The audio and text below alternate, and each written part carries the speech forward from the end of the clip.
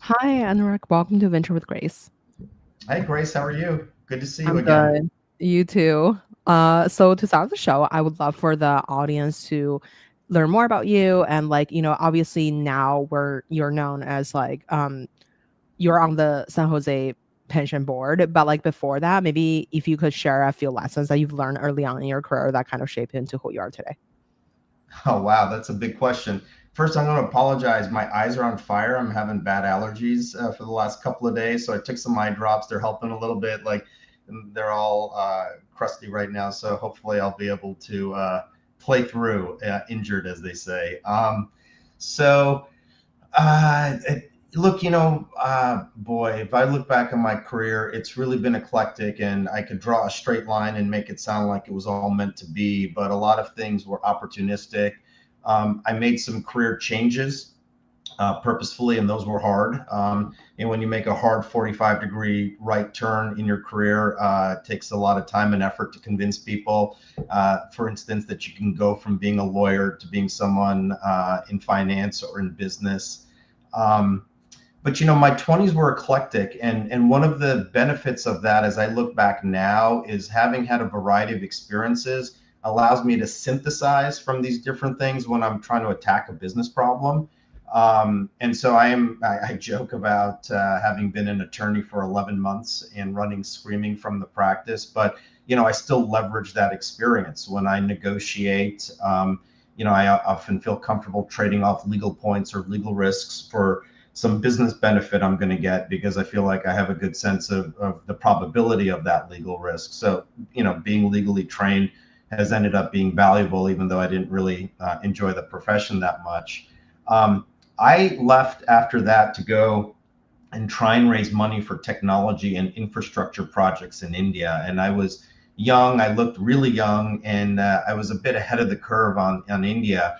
So I ended up really not having much success, which was devastating at the time. But I also look back on that because here I am, this young guy pitching Bill Draper at Draper International, because he had an India focused fund for technology. Advent International, one of the largest energy funds for cogeneration projects in India.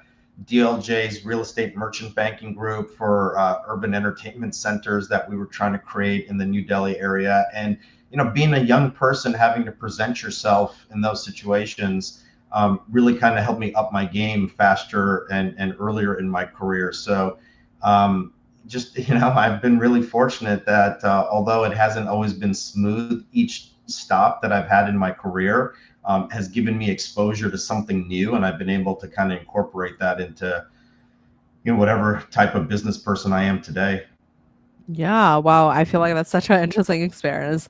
I know that I think that you also discuss this public as well. So you are an investor of some funds and that focus on India. Maybe like we could just like quickly talk about what's your outlook on in the Indian market? Just because I think that's such a interesting um learning that like through our conversation that India obviously is like fast growing. And what's your observations from being an LP of funds that focus on India?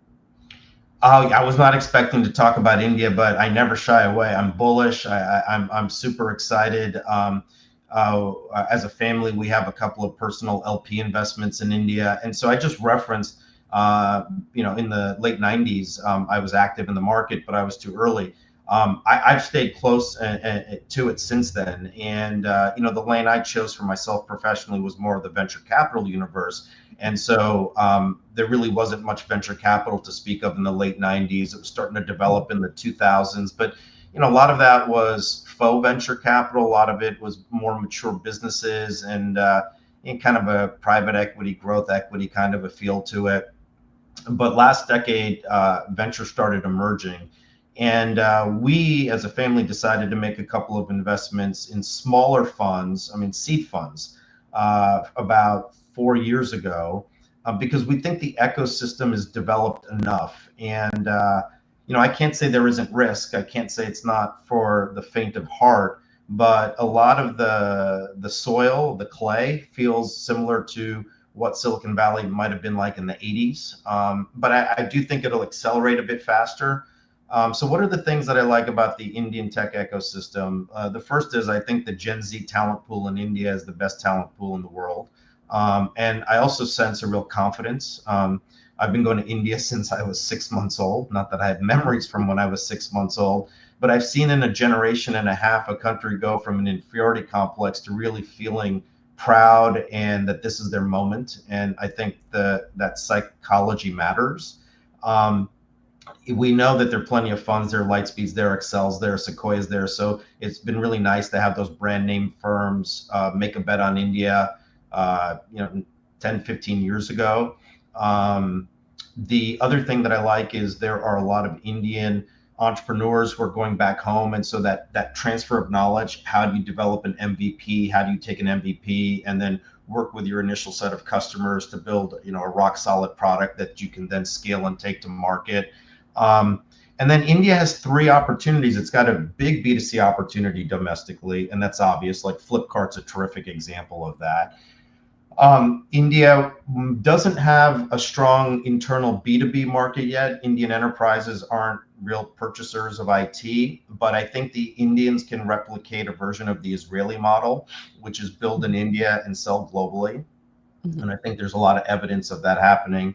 And then the third thing is there are going to be applications that someone like me and maybe you too, Grace, can't even conceive of. These are small merchants. These are farm products.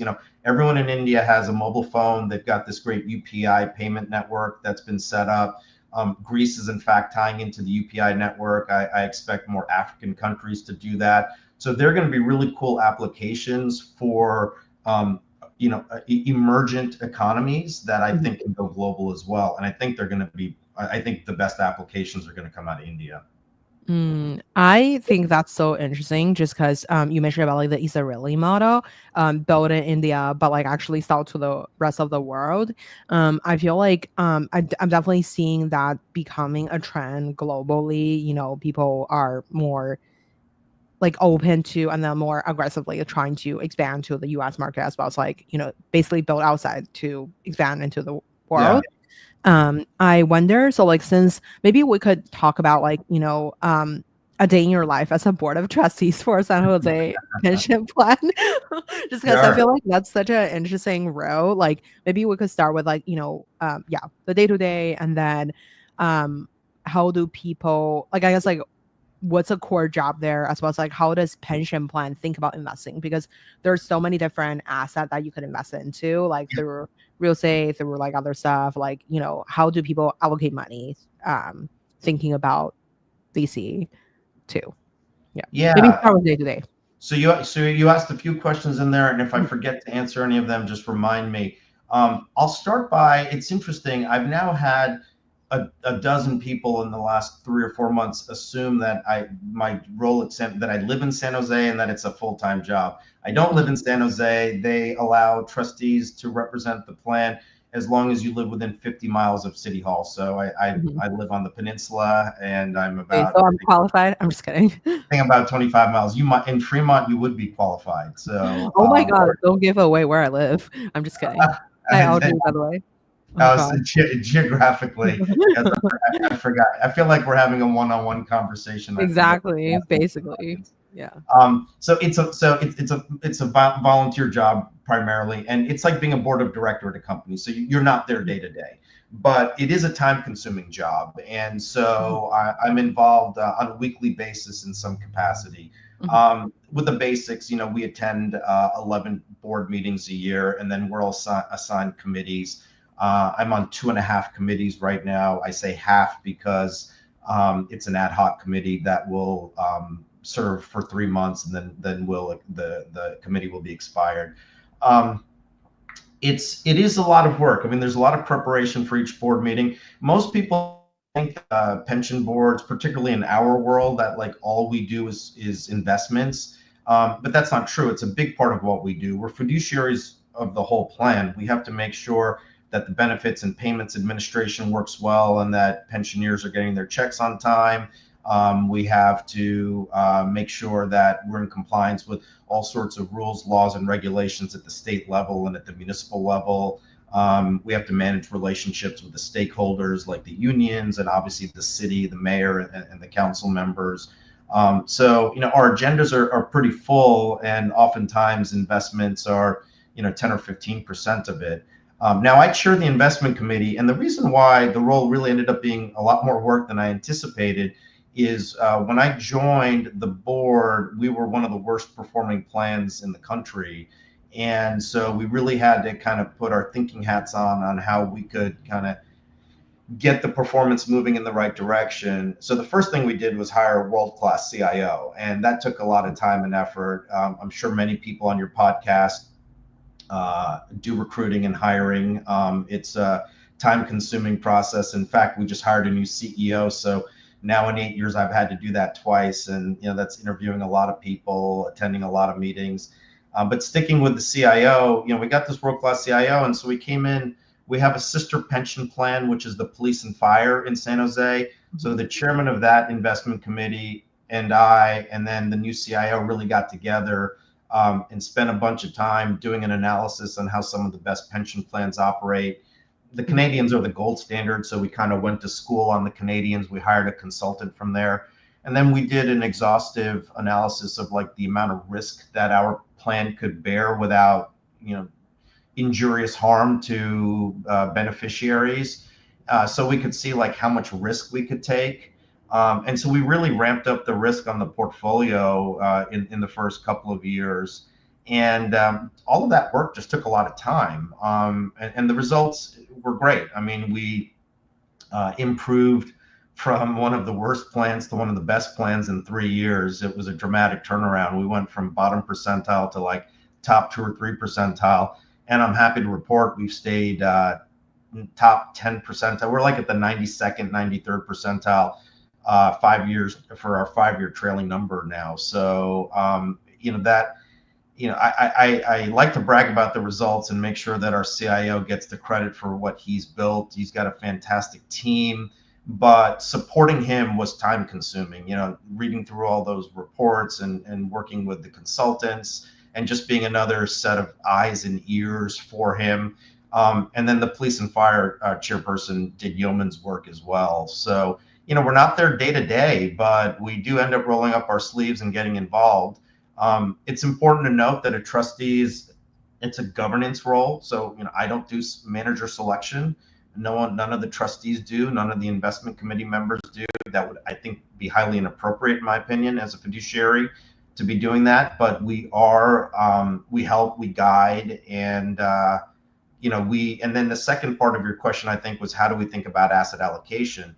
Mm-hmm. So you have two plans sharing one CIO. So we want to try and get as much leverage from that and scale and have as much symmetry between the plans. So there's a tremendous amount of overlap in the allocation and the underlying managers. But we're at least $8.5 billion under management. We've been as high as over $9 billion. I don't know exactly where we are because it all depends on where the market closes on any given day. But that's a substantial corpus, and so we really are diversified. We employ some version of modern portfolio theory, and we have an alternative asset sleeve that's small, and it's meant to really seek alpha. And that's balanced off by international exposure, public equities exposure, public debt, private debt. So it's, to be blunt, it's pretty sophisticated. We've got a consultant, Makita, that has done a really great job helping us with the capital markets assumptions. In fact, I think we're going to be talking about that again here in February. So it's a real team effort. And it's at times I think, wow, this is a lot of work for a volunteer job, but it's really gratifying. And we'll see how much longer I keep doing it.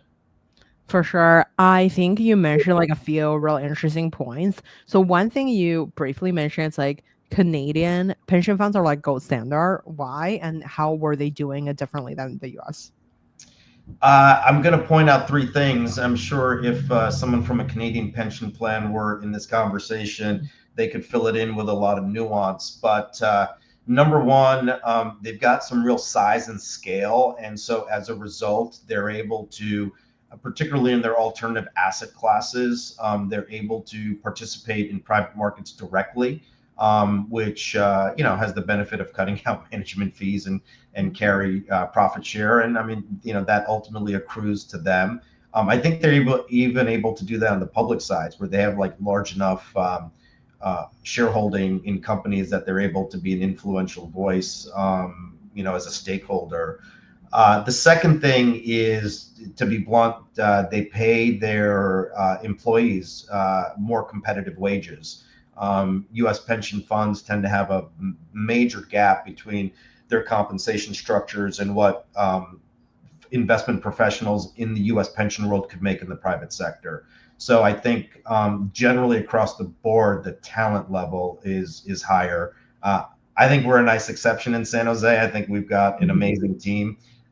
Sorry to anyone from a California plant who's listening, but we've got the best team in the state. They punch above their weight class, and I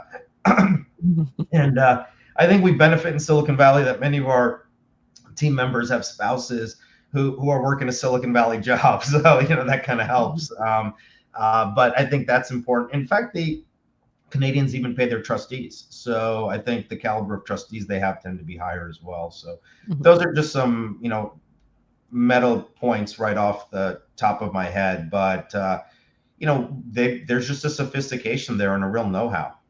Mm. Hi, Joseph. Hi, Audrey. I wanted to quickly say hi to the audience. Okay, so when we're thinking about like, I guess the other part you mentioned about hiring a CIO, and obviously you mentioned about like you guys punch above the weight class, and what does it mean to like hire the best CIO? And then since you have to compete with the private market, why do people like kind of like leave and then actually becoming like a working in the position? How do you kind of like attract the best people? It's hard. I did not expect you to ask that question, but I will answer it honestly. After 8 years now, what I've noticed is it's like the Goldilocks principle. You get the cold porridge, which I will describe as the young person who really hasn't managed assets at scale. So they're comfortable with the compensation structure because this is going to catapult their career if they can be CIO or deputy CIO. And then, most likely will take that experience and go into the private sector at some point. Then you sometimes get folks, I call it the hot porridge, who have either been in the private sector or public sector. There's something about the San Jose program that's interesting, but they're sort of toward the end of their career, and they're the concern sometimes with folks like that is that they're just going to keep things on autopilot as opposed to really try and bring some initiative. And then there's the warm, where you have someone with a lot of experience who you're really comfortable handing the keys to, but also has a lot of game in them and is energetic about taking some risks and putting their fingerprint on the plan with the purpose of improving it and creating like a legacy for themselves. And we fortunately got the warm porridge. I'd like to tell you that we identified this person and we went through hundreds. We did go through a lot of candidates, but ultimately this person fell in our lap. And I think there were two things. That they had served as a trustee previously, so they were aware of the San Jose pension system. And then the second thing is, I think his name is Prabhu Palani, so I don't have to talk about him with in the third person. He's I think he was moved by the public service component, and I think there are people out there like that who not only want to generate great investment returns, but they want it to be meaningful and have purpose. And San Jose is an underfunded pension plan on the Federated side. We've improved the funding status significantly since Prabhu took over. But I think he probably saw that as a challenge. And, he lives in the greater San Jose area. But I don't want to speak too much for him. As a member of the personnel committee that hired him, we were so thrilled that he was a candidate. I wonder, when you're thinking about, I guess like I feel like that's such an interesting observation, and I wonder like how much like roughly pension plan actually spend in venture capital or slash like alternative asset as a whole, just because I feel like coming from working in private equity, I feel like a real estate is like one of the big sector among other investment, as you also mentioned about like debt or public and everything else. Like, I guess like since we live in like a venture capital and startup land, what's like the roughly ballpark a pension plan even thinking about venture capital as a It really investment? varies. There's some pensions that have no exposure. There are other pension plans that have fairly large exposure. I'm not familiar with all the plans around the world. I do attend conferences that speak at some events where venture comes up, but we'll talk much more about philosophy toward venture and the right types of managers to be in, Mhm. and more than me asking allocations. I probably should have prepared for this conversation to know our Oh asset man. allocation, but I do know the venture and the private equity. I don't know the others nearly as well, which I think is proof that it's not my day-to-day job. So Oh my God. I know the CIO knows all of these numbers off the top of his head, as does his staff. But venture hovers around 4 to 5% of the overall AUM, and private equity hovers at about 7 to 10% of the overall AUM. The goal is to outperform our large cap public exposure. Mm. I wonder, sorry, going back to the topics we discussed about like I just like I'm so like off Yeah. trail just because it was so interesting. Okay, so let's talk about family offices investments. So you have worked at right now you are the manager of a single family office and slash chief investment officer. So how do you think about allocating the asset of single family office? Um yeah, we'll just start there. Yeah, no. So that's a good question. There's an old saying in the family office world that when you've met a family office, you've met one family office. Everyone is unique, and then also we're small. They're mid-sized family offices. They're really large family offices. I've found that many of the large family offices tend to behave more like institutional investors. They've got staffs and teams that act more like, maybe pension, but I think more accurately like a foundation, or an endowment, maybe even. A big trend for a while was to endowment in a box. Everyone wanted to kind of replicate the better endowment models. I'm not sure that's the best approach for families. If you want to, we can follow up on that. Um, what I tell people, and I will answer your question directly and specifically, but just to give you a little context, I say to people, I don't care if you have a $500,000 and you're working with a Schwab wealth advisor, or you have close to $9-10 billion like a San Jose sized pension plan, or you're large 300 400 billion like the larger pension plans in the US, CalPERS, CalSTRS, New York Common Fund. Mhm. You first want to understand two things. You want to understand your duration, like what's your outlook? Are you looking out 5 years? Are you looking out 10 years? Are you looking out 50? Or are you looking out 100? And then the second thing is, we already discussed this earlier in this conversation, Grace, is what's your risk tolerance, right? And so once you have a really good, and your risk tolerance is, I mean, when you're an individual, it's like, what do you and your spouse feel? Are you scared of doing equities? Do you want to be just in fixed income? But when you're thinking like a family office or an institution, it has a lot to do with what your commitments are, your obligations, your drawdowns. So you have to have sort of a working sense of that. With that said, for our family, what really made sense after we answered those basic questions, the questions are basic, but the answers can sometimes take time to evolve.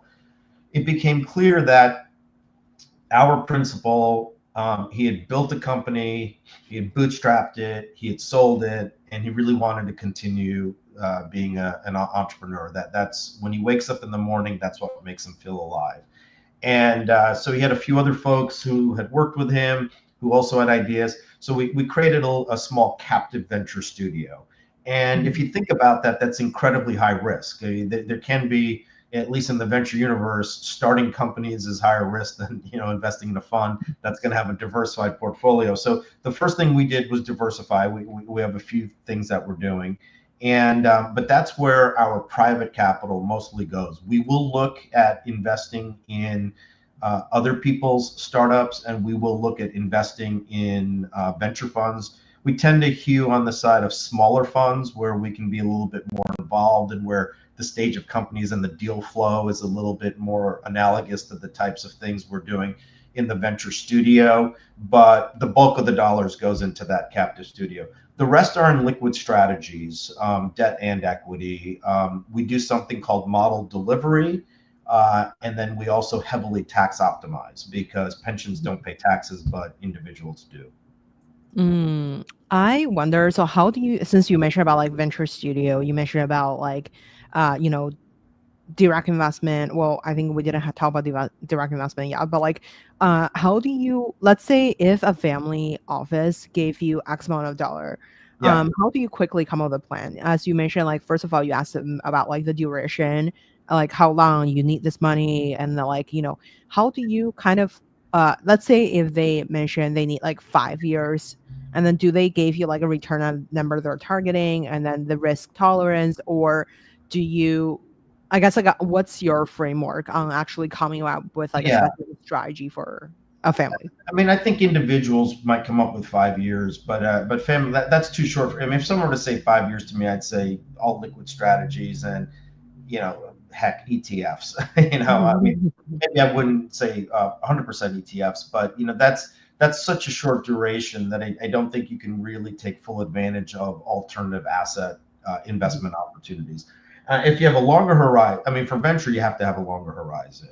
And I think I'm really bullish on the innovation economy. I think we are sitting at a point in time where there are 4 or 5 platform technologies that could generate maybe not exactly the type of wealth the Internet 1.0 did, but in that zone, maybe even bigger. Like I don't put a number on it, but it just there seems like there's several different sectors or platforms that are going to generate massive wealth.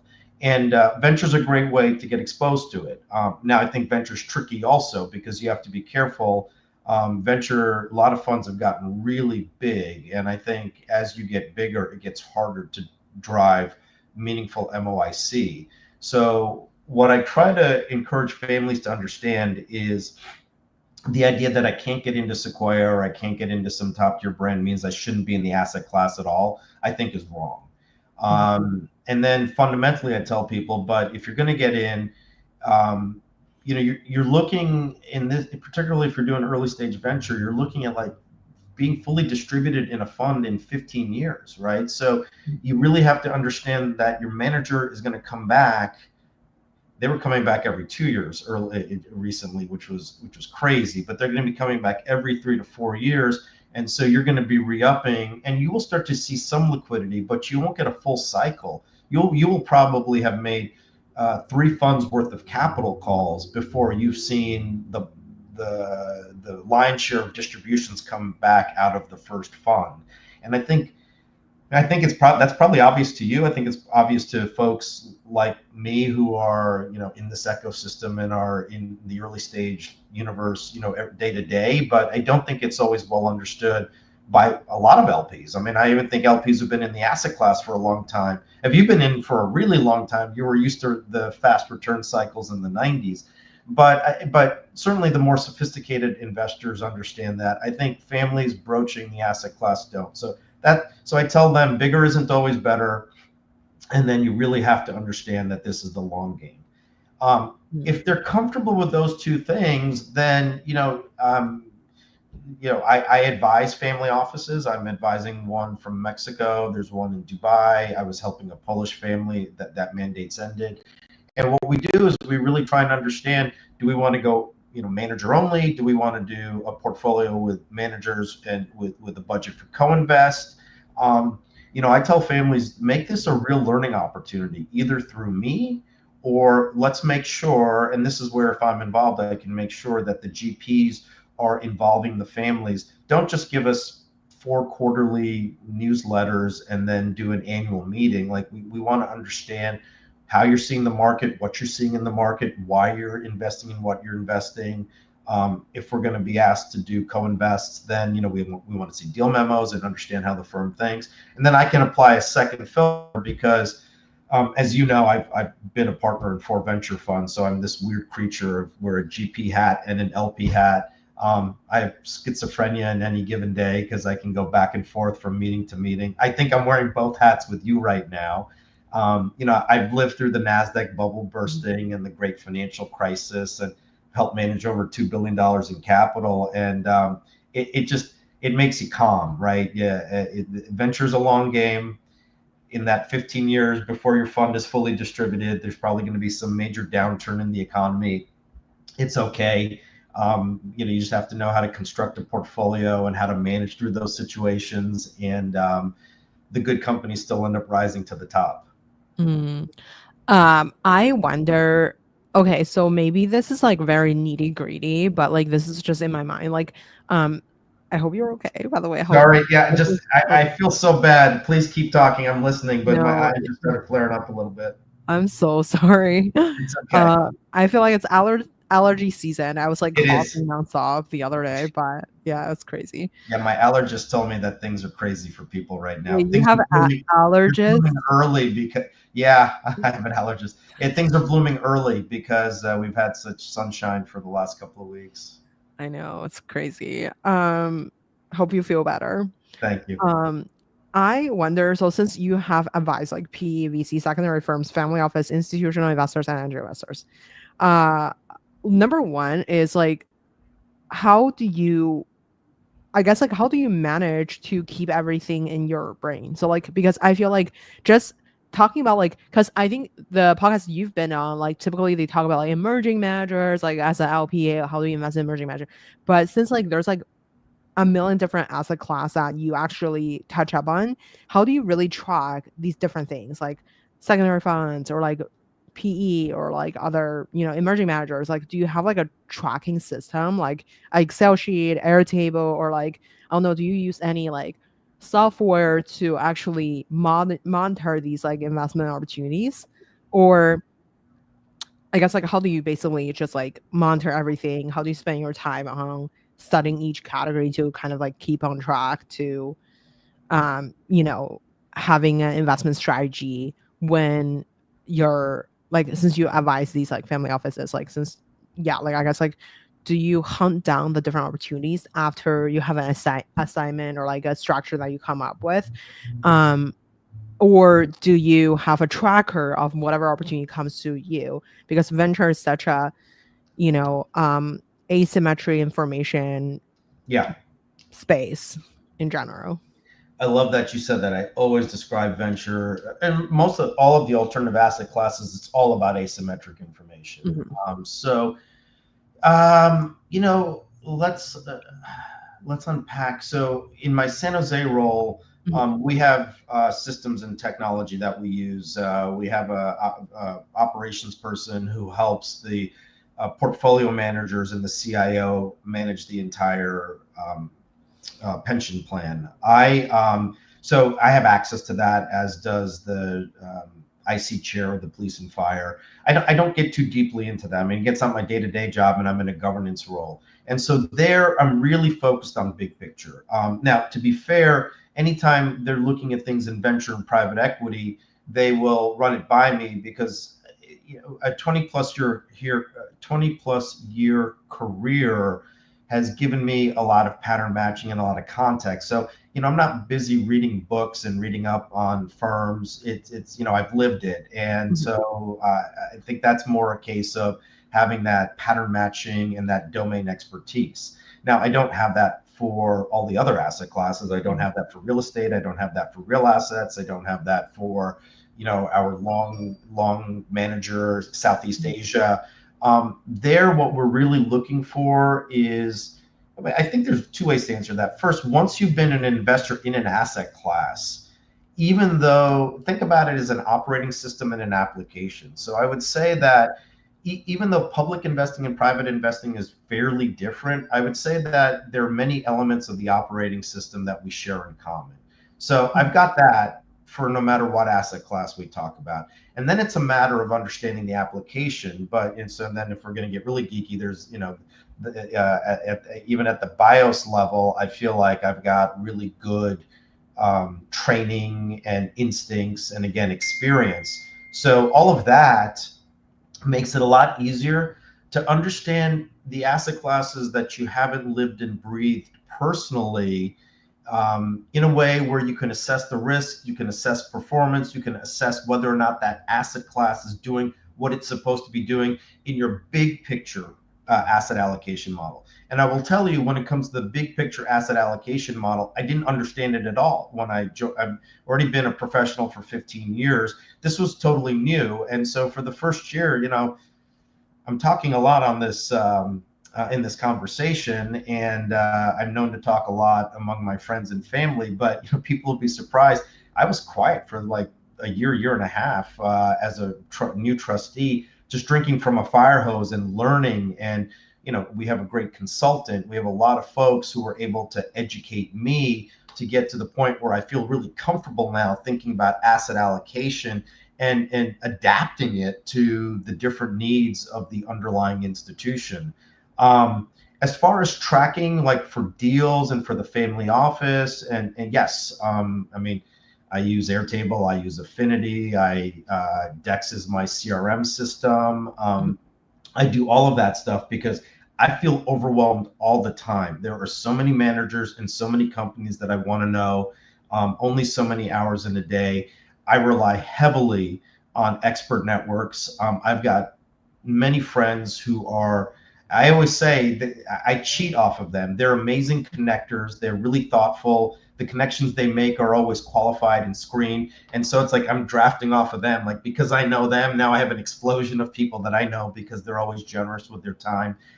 There's very few funds that I meet for the first time where I can't back channel and triangulate on they're going to put their best foot forward in a pitch, but I always try and find out what entrepreneurs think of them, what fellow syndicate investors think of them. So I bring all that to bear.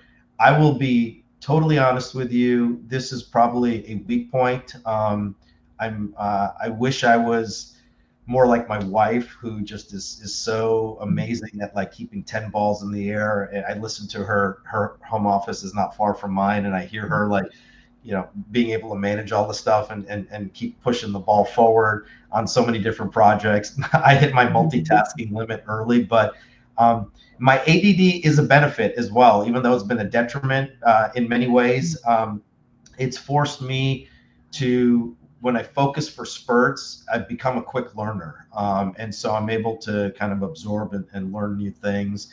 But I do wish that I could manage like the follow through and the depth in each of these things more than I'm able to. So I feel like you should give yourself some credit on like multitasking on things, because I feel like on your resume you're definitely running 5 roles at the same time sometimes. yeah. I'm curious about your experience with being the managing partner of Grisham Partners. So like, Oh, sure. That's our. I won't glorify it by calling it a family office. It's our family LLC, and so we make investments through it. So we've invested in startups as angels. The two small India funds we're invested in, that's through Gresham. And uh, since we're having a conversation, I'll also admit that in my late 30s, I had a health scare, and which thankfully was dealt with fairly quickly, and I'm fine now. But it was a pretty shocking thing to experience at a young age, and so I kind of shifted for many years there, 7, 8, 9, maybe even going on 10 years, where I wasn't working as a GP in funds.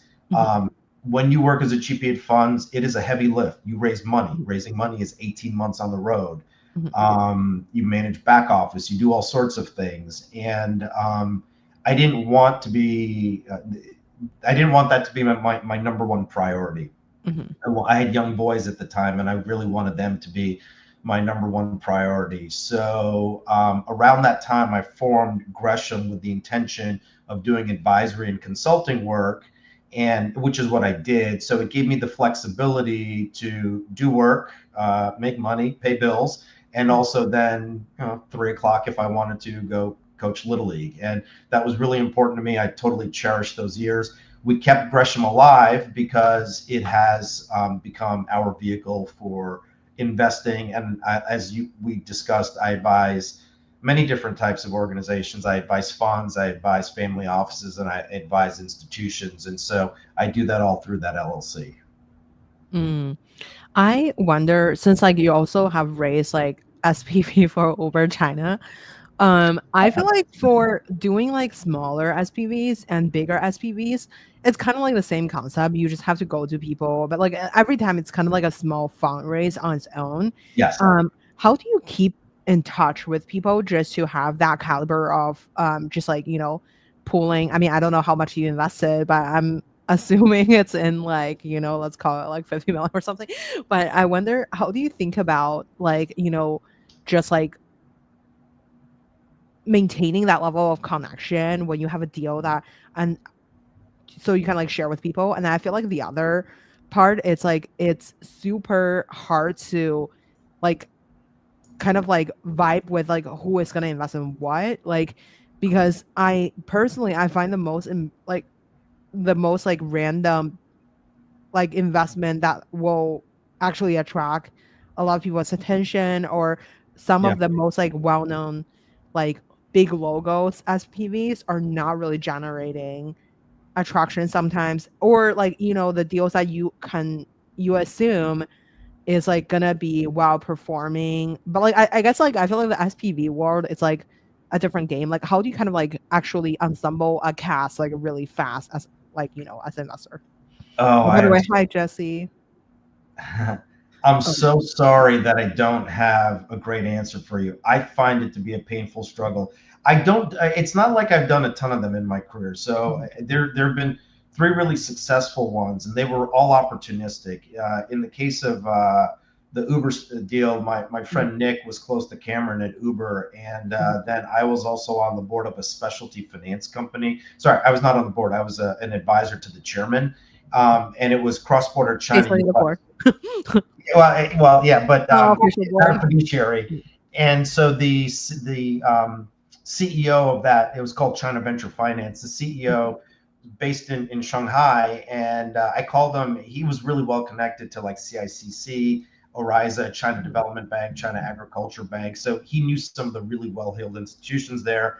And then my other friend had the relationship with Uber. I just ended up being this middle guy who connected the three of us. And at that time, Uber really wanted to win in China.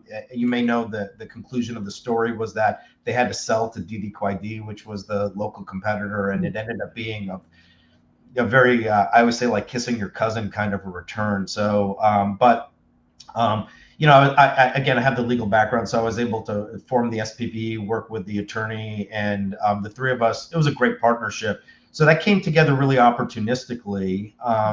And then I've done a couple of others where you might notice on my LinkedIn that I worked for Newsphere Ventures. This was at Newsphere Global. This was a collection of digital companies that a friend of mine had formed. And there was like a Berkshire Hathaway of internet companies. And so we would sometimes acquire complementary technologies for one of his lines of business, and we would buy them from venture portfolios. So I won't name the VCs, but there were two prominent VCs. They had a company, it was actually doing 80 million in revenue, but they didn't see a future for it. And so we bought it for $16 million, but that was an SPV. Yeah, it was yeah. And I've done another one of those. So, How? well, What are they? I mean, they're making $80 million annually, and it, then you bought for $16 they had a, million they had a dollars. big burn rate. They were in a space where 80 million wasn't necessarily indicative of a leadership position. Things were gonna things were gonna take a lot longer and a lot more capital. And because we had the platform, I mean, like I said, literally Berkshire Hathaway of internet companies, we had a common platform off of which a lot of the digital businesses ran. We had 1,000 employees in Ukraine. I mean, this is 10 years ago, well before the war. So we were able to take the revenue and just reduce the. I mean, there was essentially no burn rate for us because we had a platform that we could plug it into, and it was a mobile ad. tech platform. So it was complementary to a DSP that we owned. So like we just had so many strategic advantages in being able to suck in the revenue without having to burn tons of money. How So do you like manage so many different things all at once? Just because I feel like you mentioned your wife is like good at multitasking. I feel like this is the next level of multitasking, as you yeah, know. but to be fair, we're talking about a bunch of things I've done over 20 years. And like Mhm. when I was working on that deal, I was tunnel visioned. And so there weren't many other things that I was working on. Yeah, I mean, venture, you do have to be, there's like a plasticity of mind you have to have because you're different companies, different products, different markets. So, I think I'm good at that. But like I'm looking down at this list of things to do right here, and I Oh mean, my God. yeah, yeah, I'm surprised I'm not having a seizure looking at it. So I am not the world's greatest multitasker, but I have been able to work over 20 years on some really interesting projects. And just to answer your question on SPVs, look, it bums me out that I have not been able to create a good stable of folks, whether it's ultra high net worth or family offices or institutions, for to do SPVs. They're really tricky because you got to hold on to the deal while you're also trying to attract the capital. Mhm. I think the advantage of SPVs is if someone commits to doing 8 to 10 SPVs over 8 to 10, 12 quarters with someone, say with me, you have the agency. It's on a deal by deal basis. You're not paying a fee over 10 years. You're paying it, and then there's no J curve because you're paying the fee as the money's being deployed.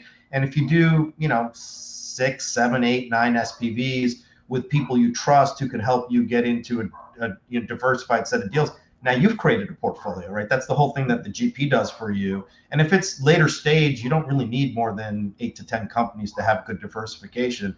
You know, some may not do well, some may be like a 2x return, but hopefully there'll be a big one in there. And now you've replicated the dynamics of a venture fund. Mhm.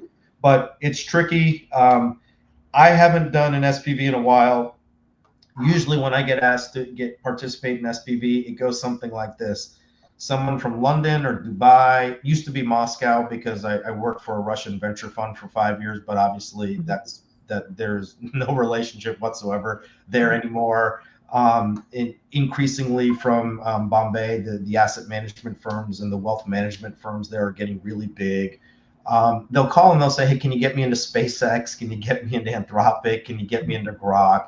Uh, by the time a company becomes a household name in those jurisdictions, the prices are frothy, and you're talking about like a second layer of an SPV, and then everyone's really kind of acting like a broker, trying to figure out how to get their little piece of it, and that's not that interesting to me. If someone Mhm. wants to invest in it, you should they should be finding people like us 3 or 4 years before those companies become household names and trusting our judgment that this is a good late stage investment. A firm that we're close to is giving us some allocation in a large series C or a large series D, but I haven't found too many people who think that way. Mm. I agree with you because I feel like the logo shopping is like pretty intense in Yeah, the secondary market. And the pricing, like, I don't even know if people actually want to make money. It's like kind of like people want to just have the logo on, just to yeah. have the logo on sometimes. Um, I wonder what's your advice for emerging managers? Because I'm sure like a lot of the listeners probably trying to grab coffee with you. Why don't we just give the advice here that like, I feel like one thing it's like you mentioned about this on like other podcasts, which I kind of like can totally feel you. Like everybody think they have like a super unique set of network, yet everybody is trying to invest in the same set of companies. Yeah. How do you feel like people should brand themselves or like, creating like an actual unique deal funnel? Just because it's kind of like you probably hear about like the same story 5 times a day. Yeah, the first thing I will say is, I admire anyone who's takes on the challenge of being an emerging manager. It's hard work, it's a commitment. Getting that first fund raised is just so hard, and Whenever I spend time with folks, part of me is like, I would just love to give you money because I feel such empathy for the seat that they're in. And having said that, I do think in this last cycle there were a lot of folks who thought being a VC was easy and they could raise a fund. And once this little mini downturn hit, it was a rude awakening. So I guess I'm really speaking about the emerging managers who, like, no matter what, this is what they want to do. They feel in their core they're not tourists, and they're really committed to doing it. Now, that's still a pretty big universe of people, and so figuring out who you want to invest in is a challenge. It's really qualitative. Clear, there isn't venture data, even for mature funds, is not the same as doing diligence on a hedge fund or on someone who's been a long manager for 50 years, right? I mean, the volume of transactions and the underlying shares that they follow, CFA training is really great for that. It's not as relevant to our world and our asset class.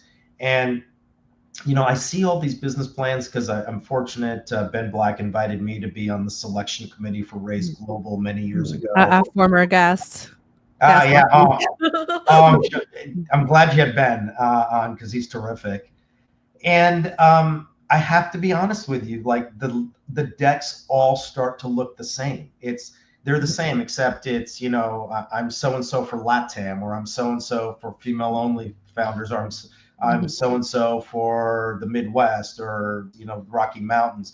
And everyone's deck has sort of the same progression. And then there's a slide where 2 or 3 founders have said so-and-so gave more value to my startup, and then they name a brand name fund, right? And so, it's hard to differentiate on that basis and level. What I typically try and do, and this is totally not scalable, I get it. You're right. My LinkedIn, or if they're able to get my email, is filled with 7 or 8 new managers a week who want to, at least do a 30-minute call. And I don't have time. I wouldn't be able to do, all of my other work. But by the same token, I think some of the best returns come from, I think the best returns come from smaller venture funds. And, if I was at San Jose in 2012, I would have backed my friend Aydin Senkut. I just believed he was going to build something at Felicis. I would have backed my friend Mike Maples. I believed he was going to build something at Floodgate. So how do I get that confidence where I don't have that level of exposure, where in one case, I've known the person for 20 years at that point. In another case, I've known the person for 5 years, right? Spending time and seeing how the person thinks and the quality of their deal flow is really important. But when someone shows up with a pitch deck and they're like, yeah, my first close is in 6 months and then, I want to be done in 18 months, it's hard to get that level of familiarity and comfortability. So what I typically look for is, again, travel in packs, other people who have an opinion or maybe have it co-invested with that person, have some experience.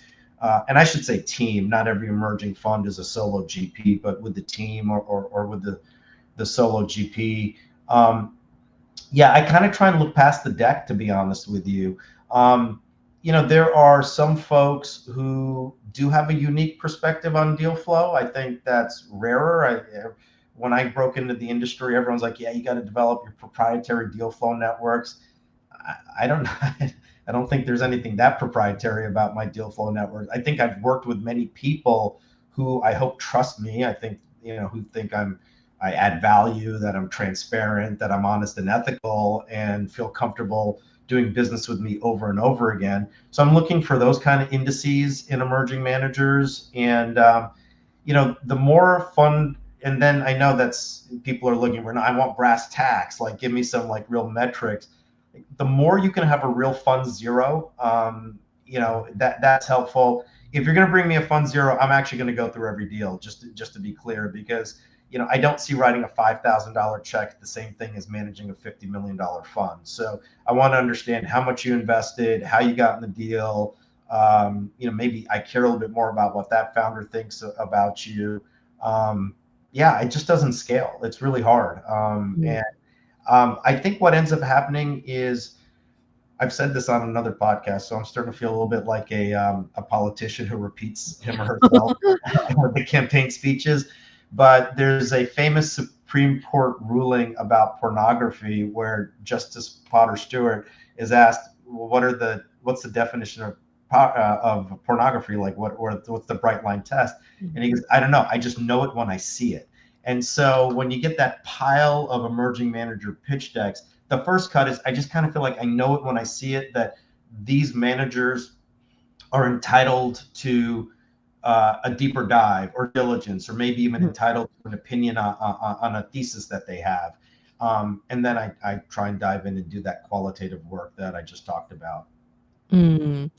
I like that. I feel like it's such a nuanced like decision each time, and I wonder, like, okay, so another question for you, it's like, since you have interact with like many different levels of LPs, like what's the industry of LPs? Just because I feel like that changed a lot. You mentioned like race conference or like a race.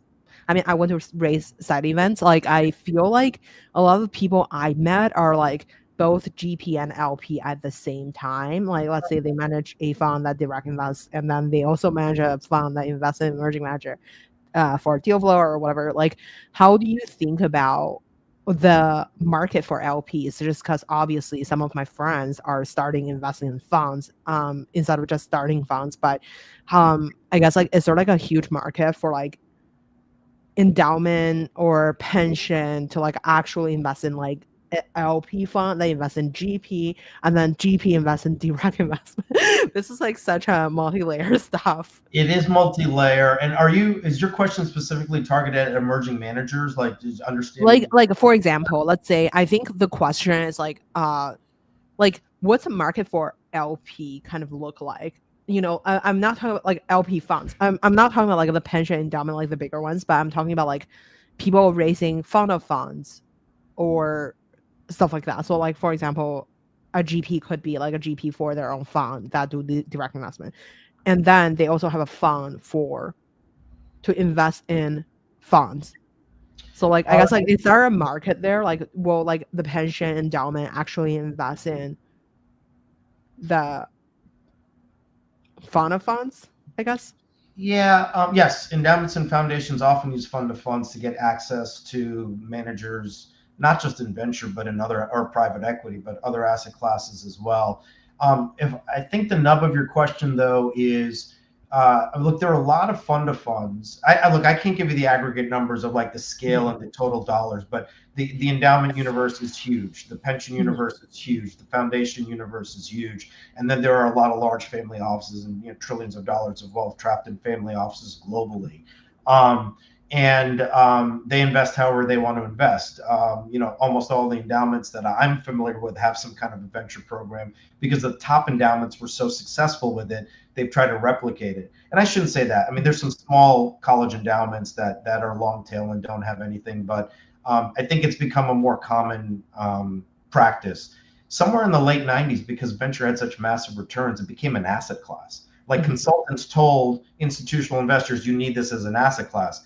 I could argue we're running out of time and maybe over drinks someday. That may be one of the worst things that happened to venture capital is when it became an asset class, because then there's this like auto invest, kind of like, in your 401k, you can just have $250 taken out of your paycheck every pay period and go straight to your 401k. It's like automatically this money just started coming into venture, and I don't know that it always came in thoughtfully or discriminately.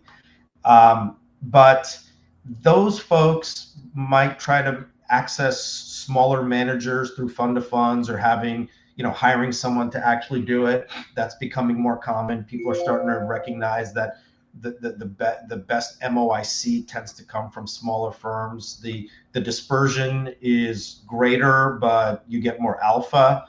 And then there are a lot of fund of funds. And I think here, now getting to the nub of your question, I think it's the fund of funds that are trying the most to turn themselves into direct funds as well. It's like we have a fund of funds and then we co-invest with GPs. Sometimes it'll be out of one fund. Sometimes they'll raise a second fund, a fund that goes alongside the fund of funds. I'm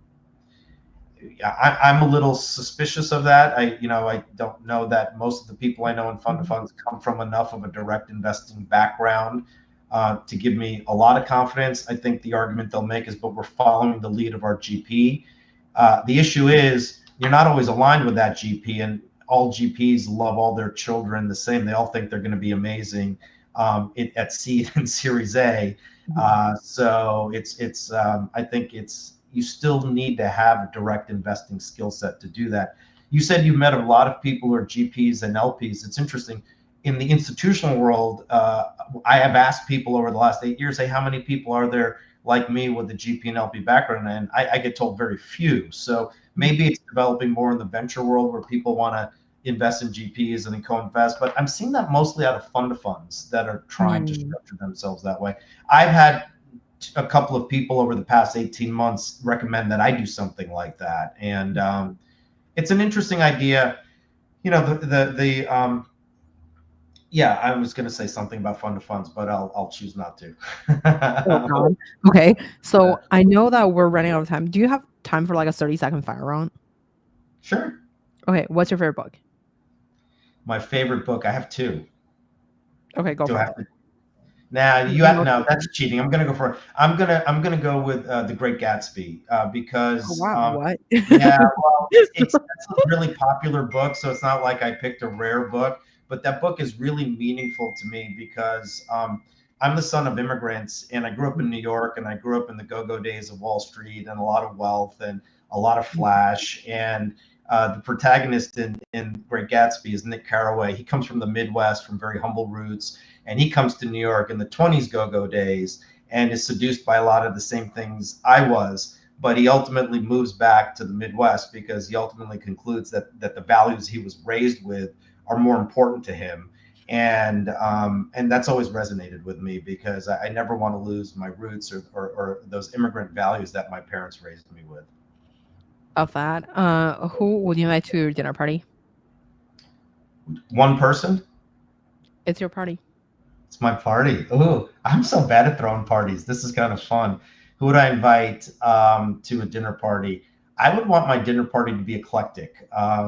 Like I tell people when they're building an advisory board, think of it as a basketball team, and you don't want 5 people who all play center or point guard. You want kind of distribution. So, and do they have to be living, or am I allowed to pick people who are no longer with us? Oh, it's your party, so you choose. Okay, so I would Enrico Fermi. So because I need a scientist, my father's a nuclear physicist, and he would be there. Then I need someone from the world of international relations because I'm a huge geopolitical international relations buff. So that would be Henry Kissinger. Then I need someone from the tech world, and I have always been. There's a lot of people like me. I'm on a podcast, so this is kind of ironic, but a lot of people in tech with that, and I feel like we all say kind of similar in the same things. I once heard Mike Moritz speak at a conference, and I just thought, and what I really like is he was a reporter. He came from a totally different background, and I just think the way that he looks at the world and he looks at tech, it's unique. And I always feel I come away feeling like there's more depth there, that there's more of a soulful look at investing in the venture world. So I would love for him to be there. And then, I mean, he's my man. I just told you that I love Great Gatsby, so I definitely would invite F. Scott Fitzgerald. And then I'm building a basketball team, so my dinner party's got to have 5.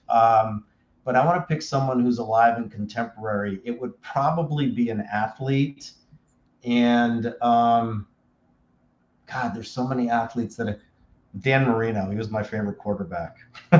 So that would be my eclectic dinner party, and I think that works. I think when people come from, and it really speaks to something I've always tried to do in my life, and I told my 2 boys. I always told them that school's going to teach you how to analyze things, and the machines are going to do that better than us. I mean, they were already doing it better than us in some ways when they were little boys, but the one innately human thing is to synthesize, is to have a bunch of different experiences and to create inorganic intellectual bonds for new insights, maybe things that we haven't thought of before as an industry or even as a society or as a people.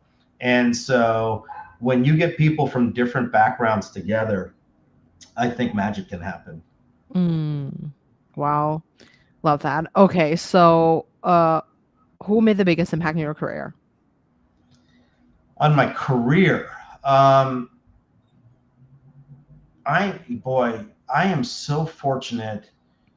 I mean, I can go all the way. I could even say that there are people all the way back to middle school teachers who were profound in my career. My parents were my heroes, so that would always be an obvious out. Before I answer a specific person, I feel really lucky. Like when I was a kid, I was a kind of a loudmouth, cocky little schmuck, and I had all these teachers who like treated me as an adult and allowed me to develop my own voice, even though I had no business being an equal in the conversation. I think that's such a gift. I've tried to do that with my kids. I've taught in some high school classes, and then obviously I've had young people work for me. Like I think the best thing someone can do is take you seriously, and they know when you're saying stuff that makes no sense, but they don't need to tell you that. Like if they give you an expansive space to develop your voice, um, only good things are going to come out of that. So like I'm living proof that it's better to be lucky than good in many respects, and that's definitely one of them. But if you want to ask specifically about my career, there was a real critical juncture in my late 20s where I had failed at the India stuff. I mean, I literally couldn't close a deal. No one wanted to do any of those projects. And I had to go back and get a job. And this guy, Edgy Scott, and I might get a little emotional talking about him because he passed away untimely death at a very young age.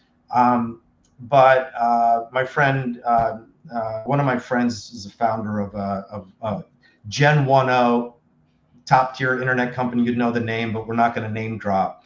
I called him because I was at this crossroad. I'm like, hey, man, I'm a little lost. I want to figure out what to do.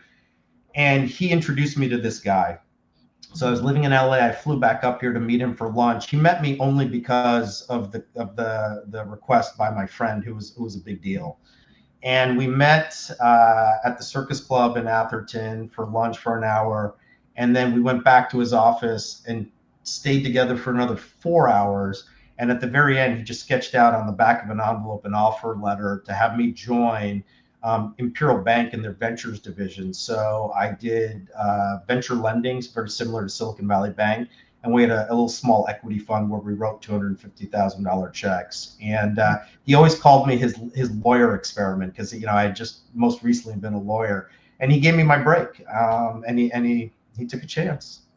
Wow, that's crazy. Where can we find you outside of work? Say that again. Where can we find you outside of work? Where can you find me outside of work? I attend a lot of college sports events. I'm a huge college sports fan. You will find me hiking the Dish and Windy Hill. I've got one friend I do the Dish with. I got another friend we do Windy Hill. That's like a 4 hour hike. You will find me sitting on the couch watching Netflix with my wife and with my dog sitting alongside us.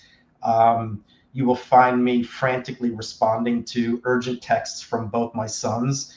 Dad, I forgot this, or I need this, or can you help me with this? Or I'm meeting this company. Do you know anything about them? And I travel back east a lot. I'm from New York, so I still go back, see family. And I don't know.